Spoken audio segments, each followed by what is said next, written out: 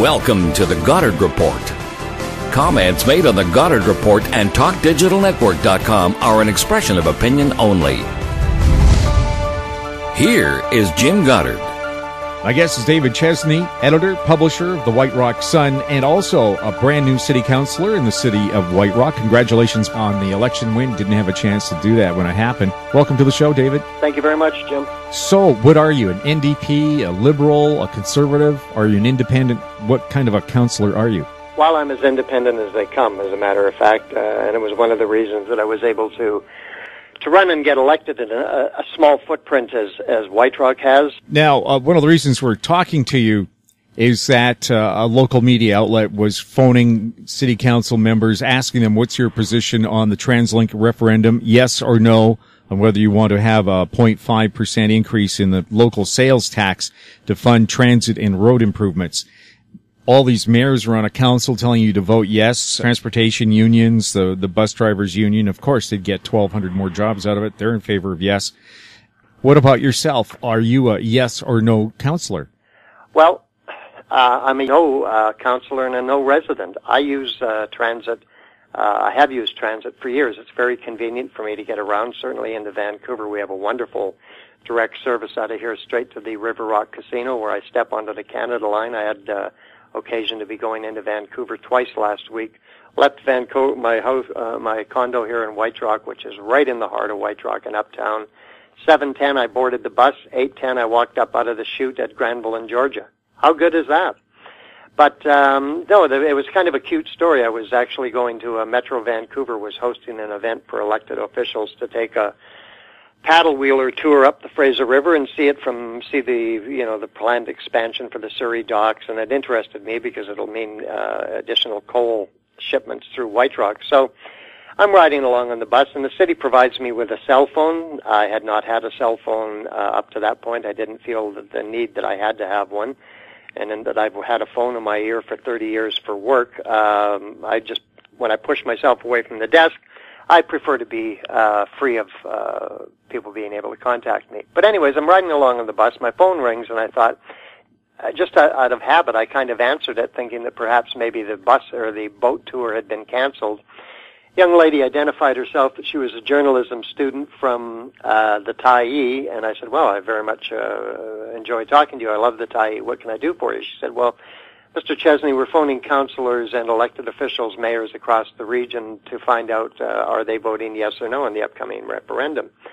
Well, I basically let her have it with both barrels on why I was voting no, and I said, one of the reasons is the day that I look around the bus and see David Suzuki or Mayor Baldwin from White Rock or Linda Hepner or Gregor Robertson or any of the rest of these people using transit, I'll say, okay, perhaps we are headed for some kind of change, and not until. I'm tired of people that don't use transit telling me how it should be changed and it operates better for us to get on transit to basically free up the road so they can drive around with a greater ease. I also said the simple fact is we're paying 17 cents a liter on gas that goes directly to TransLink. So a $20 fill-up in your car, you're peeling off $3.50 to TransLink.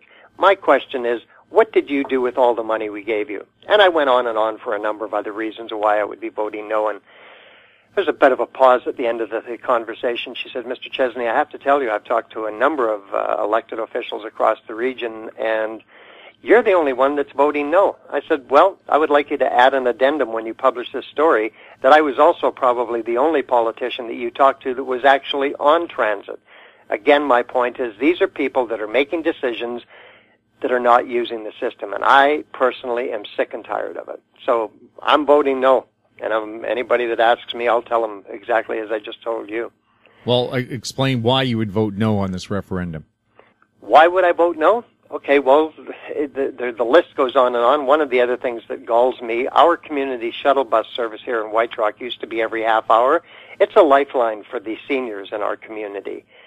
With very unceremoniously and rather quietly last year, they reduced the service from every half hour to every hour. It's caused us great hardship for the people in our community. The other factor is that when I look at all the goodies that are on the table, all right, well, we're going to have a subway or a light rail or something down Broadway, and Surrey may eventually someday have 3 light rail systems that come nowhere near White Rock. the best that anybody's been able to tell me is that White Rock, somewhere, someday down the road, will have a beeline bus up to Newton. Be still my beating heart. There's nothing. They did not think this through. The other aspect of it is this money that's going to be collected by the 0.5 bump in the provincial sales tax will only account for the 1/3 of the money they need to bring all these changes in. They don't even have a commitment out of the provincial government, which is to kick in 30%, and the federal government. The federal government, the provincial government now, because all of a sudden somebody's went, exactly what I said. Hang on a minute. Why don't you have the commitment for the provincial and the federal government money in place before you come to the residents of the Lower Mainland to nail them for the 1/3?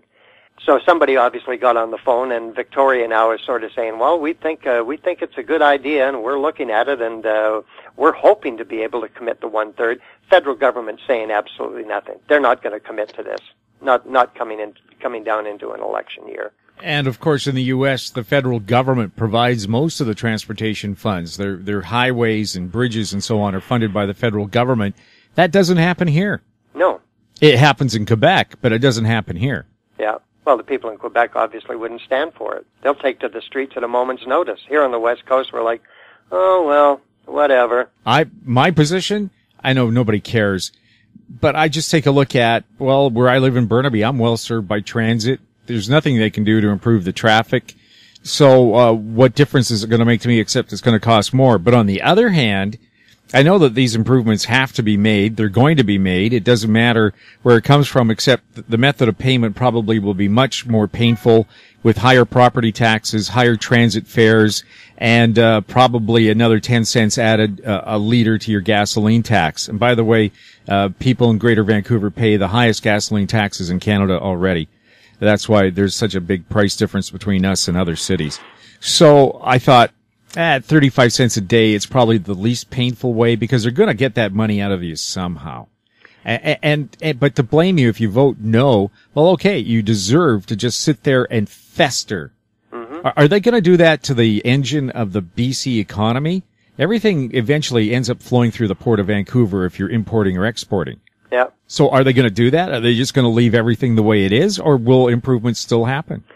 Well, I think improvements will still happen. I went to a mayor's council meeting here in White Rock, and our mayor, Wayne Baldwin, who is on that task force, or whatever you want to call it, council, basically alluded that the provincial government had said to the mayor's council, look, if this is not successful, we'll just up the property tax. Well, the mayor of Seattle right now is telling people that he's going to add nearly $300 a year to their property taxes to pay for needed transportation and transit improvements there.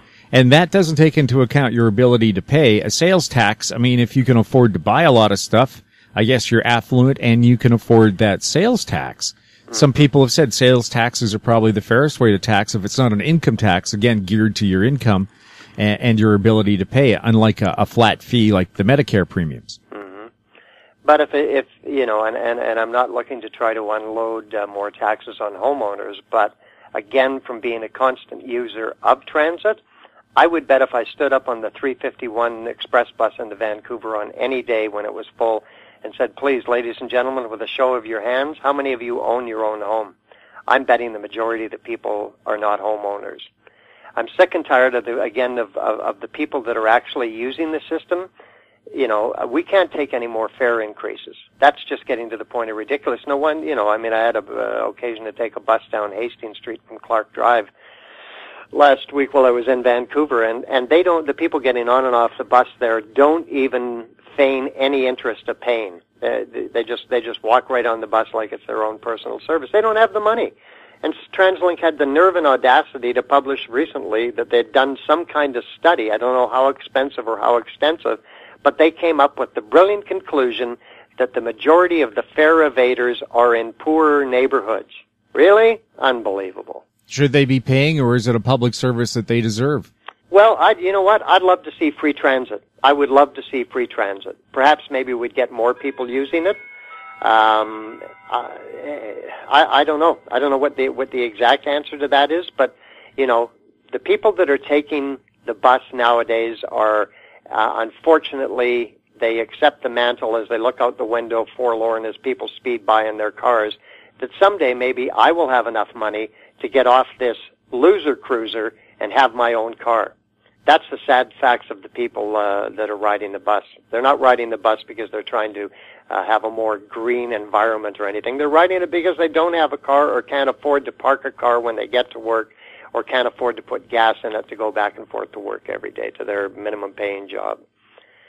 It's completely out of whack. It's completely out of whack. And as I say, I don't know whether I ever related the story to you, but back when TransLink first appointed a board, it was headed up by George Puel in Vancouver. And that particular day I was living in Vancouver, and I was driving to work and happened to be listening to George Puel and Bill Good prattle on about TransLink and bus service. And I thought, neither one of you bastards have probably been on a bus in 20 years. So I got to work, phoned George Puel's office, and when he called me back, I said, Mr. Puel, first of all, congratulations on your appointment, and I would like to issue you a challenge, and that is to park your car for 1 month and use transit as your only source of transportation. He started to laugh. I said, what do you find so funny?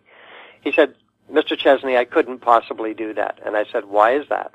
He said, well, I have places I have to be. I said, do you think the rest of us are riding around on this just for the fun of it? He said, take, for example, if I had to go to a meeting in Maple Ridge. I might have to leave at 2 o'clock in the afternoon for a 7 o'clock meeting.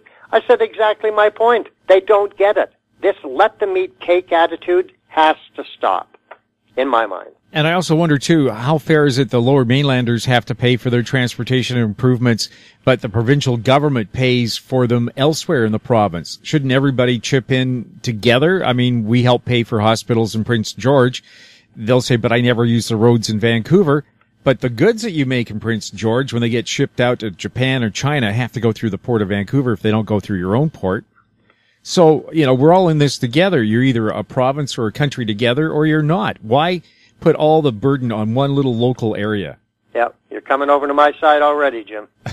Well, I try not to take sides, but as a person who's close to retirement age, and so is my wife, to us, transit improvements, road improvements, that's not going to make any difference to us in 5 years. No. So, but I also am not a dog in a manger. I believe that, for the social good, it's probably a good idea, but I have no guarantee that this money is going to go to where you think it should go. It could be some pet project where, like Glenn Clark building a SkyTrain line through an area where nobody lived, but it went through his riding. Whereas we knew at the time, back in the 90s, the next rapid transit line should be either down Broadway or out to the airport. Ottawa got on board to the airport, but they don't care about Broadway, which is the busiest transportation corridor, not just in Vancouver, in Canada. Oh, I know. I take the Beeline bus now and then along Broadway too, and it doesn't really matter what time of the day. I don't travel in rush hour, but even at the best of the times in the middle of the day, I can stand at Broadway and Cambie and watch Beeline buses that are crammed full. Just drive right by. They can't pick up any more people. Yeah, at 10 at night, I've been refused service. And they said at Broadway and Cambie is the most refused area for service. The buses are just too full. Yeah. Well, once people get off the SkyTrain up at Commercial, that pretty much fills them up right there. Yep. So I'm not saying that we don't need improvements in transit, but this whole proposal is rife with mistakes, and nobody's thought it through. Nobody's done the necessary research, and I had to laugh when they put forth that, Jimmy Pattison's going to watch the money. This is not a slight against Mr. Pattison, but when the media contacted him the next day to ask him what exactly duties, what his job would entail, he said, I have no idea. No idea. None whatsoever. They just asked me if I'd put my name up. I said, yeah, sure, go ahead. Well, I know in Expo he took an active hand, but that was a whole different thing, and he knew what he was getting into. And also, I think this TransLink referendum is turning out to being a vote on, do you think TransLink is doing a good job? Not, we need this money for the future. A lot of it is just, I'm not happy that this bus wasn't here, or they canceled this service, or they changed things. I mean, even in my own neighborhood, they took the bench out of the bus stop. Yeah. So the little old ladies now just are standing there leaning on their walkers, and they have to wait 20 minutes between buses. It's not fair to them. No, it absolutely isn't. And it just, as I say, this whole thing has just been laughable from the very beginning, from start to finish, in my mind. We'll have more with David Chesney right after this. More and more people are looking to the internet for intelligent, riveting, and thought-provoking interviews. To advertise on the Goddard Report and TalkDigitalNetwork.com, call 604-699-8600, 604-699-8600. In Goddard we trust. Welcome back. We're speaking to David Chesney, editor and publisher of the White Rock Sun, and also a newly elected city councillor in the city of White Rock. We're talking transportation and the referendum they're holding in the Lower Mainland on whether you should pay an extra 0.5% on your sales tax to fund transit and transportation improvements. I think right away, too, people are confused about TransLink. TransLink was given the responsibility for all the major bridges and roads in Vancouver besides buses and trains and C-Bus. And people forget that they're responsible for cars as well. And are car drivers perhaps not taking into account that this vote affects them as well? Well, I think they're looking at it on the upside, and that's how it's kind of been sold, is that this will mean, if you vote yes, this means you're going to get to spend an extra half hour with your family. So I think car drivers are cognizant of the fact, and they're probably, if there is one larger group of people that are voting yes, if that message has resounded with these people, is they're like, yeah, get these people off the road, get them on the loser cruiser, get them out of my way. That's my take on it. I don't, I think that the people that do drive a lot would like to see less traffic on the road. It only makes perfect sense. And how do you put less cars on the road? More people on transit. And I think transit is a wonderful thing. But there should have been a few shackles in it for all the different communities. Right now it's gold-plated for North Surrey out to Langley and the Broadway corridor. I see very little. I've looked at all their literature. I went to, as I said earlier, they had a mayor's council meeting here. They're going around through the communities. And following the meeting, there were 5 representatives from TransLink there with their fancy show cards and displays. And I went up to them, and they were fortunately all standing in a group. I introduced myself and said, I appreciate you coming into our community and trying to provide information. Could I just ask you, how did you all get here tonight? They all kind of looked at each other and looked at me, and they said, I don't understand the question. I said, how did you travel here tonight? Well, we came in our car. I said, did you not think of taking transit? Well, we had some easels that we had to bring. I said, you could have very easily taken those on the bus with you. I said, I'm not being facetious about this. I said, as I said, I'm just trying to hammer home the point. Stop telling me how I should be using transit when you have no intention of using it. It's an interesting way too. And they said, if the average car driver just took transit once a week, it would have a huge positive impact on traffic flows, and you wouldn't have to go and expand all this stuff. Yeah, but that's not something they're putting out there far and wide to the people to consider. And most people, as I say, about a year or so ago, a buddy of mine were going downtown to see a show at, I believe, the Orpheum or the QE, and I said, let's take the bus. And he looked at me like I was from Mars. I said, no, I'm serious. I said, we'll get right off at Granville in Georgia. We'll just walk down to the Orpheum, walk through the front door, come out, have ourselves a pop at the next door venue, and get back on the... He says, okay, well, we'll do that. So I said, okay, well, we were traveling in before 6:30 when it drops to $2.75, which is a killer deal to be able to go from White Rock to downtown for $2.75. Love it. But I told him, make sure you bring $5 to pay for the bus. I didn't specify that it was going to cost $5 and change to him. So we go to get on the bus, and I put my money in, and I start to walk back, and I hear the bus driver say, well, we don't take bills. I turned around. Here was my buddy with a $5 bill trying to pay to get on the bus, and the bus driver said, sorry, but you have to have change. And John's like, well, where am I going to get change now? The bus is about to leave. Fortunately, between him and I, we could cobble together enough change, and so he went back up to the front of the bus, put his money in, comes back. I said, did you get a transfer? He goes, what's a transfer? I said, well, you have to ask for a transfer because when we get off the bus at the Candle line, you may get checked, traveling into Vancouver. And so he goes back up to the bus driver. He said, I forgot to get my transfer. And the bus driver said, sorry, you missed that opportunity. And of course, once the Compass Pass starts to work, it's a year and a half, 2 years behind schedule already. If you pay cash on a bus, the transfer from the bus will not work on SkyTrain. You have to pay the same fare all over again. And they said it's too expensive to adjust the system. I said, well, why don't you just leave the old machines in that validate your transfer? Yeah. Apparently that's too complicated. I'm going to be surprised if they ever get that compass system operating. They've now said, look, it's not even going to see the light of the day till 2016. And I've heard there's so many ways to get around paying your fare with it, or paying an honest fare if you're going through multiple zones. You just pretend you got off the bus after one zone and then just sit there. Yeah. And there's no way for an inspector to know if you've paid or not. Yeah. Because you did pay to get on. They don't know how many zones you've gone through. So, and putting, of course, turnstiles in the SkyTrain stations, which they should have done from the start. How much fraud is that going to prevent when at the more isolated stations, people are just going to hop over that barrier because there won't be any attendance? Yes. Yeah. Again, like you said, a lot of stuff not thought through. And this referendum on the sales tax, because that's what it is, really is going to turn into a vote. Do you think TransLink is doing a good job or not? That's what the referendum is turning out to be. Mm-hmm. And I think they're going to get a message. Well, I think so too. But again, as I think you and I have talked about this in the past, I don't know what the budget is for the yes side, the hundreds of thousands of dollars that's being spent on the media. Millions. All you need to do is have one too many editorials by Michael Smith about this being a bad referendum, and this ad department, the sales department at the province will get that phone call going, it just doesn't make much. It's counterproductive for us to advertise with you if you're going to be having so many negative ads, and so many negative editorials, so many negative stories. We feel that our money would be better spent over at CKNW or whatever.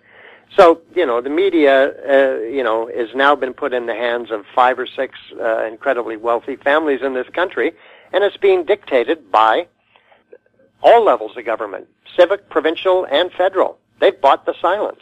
That's not a conspiracy theory. It's the facts. David, I know we could probably chat for another hour or two about this, but we've run out of time, and I'm sure we'll be chatting again very soon in the near future. I hope so, Jim. I'd love to be able to talk about the community conversations that I've started here in White Rock. So let's set a tentative agreement to talk about that again someday, because I'm really excited about these community conversations. I'd like to share them with your listeners. Thanks for chatting with the Goddard Report. Thank you very much, Jim. My guest has been David Chesney, editor-publisher of the White Rock Sun, which you can find online. He's also a brand new city councillor in the city of White Rock. You're listening to the Goddard Report at TalkDigitalNetwork.com. Find us on Twitter at TalkDigitalNet. Check out our popular YouTube channel, Talk Digital Network. Comments about the show can be sent to info@HowStreet.com. I'm Jim Goddard. Comments made on the Goddard Report and TalkDigitalNetwork.com are an expression of opinion only. The Goddard Report is available online and mobile at TalkDigitalNetwork.com. The Goddard Report is a production of How Street Media Incorporated.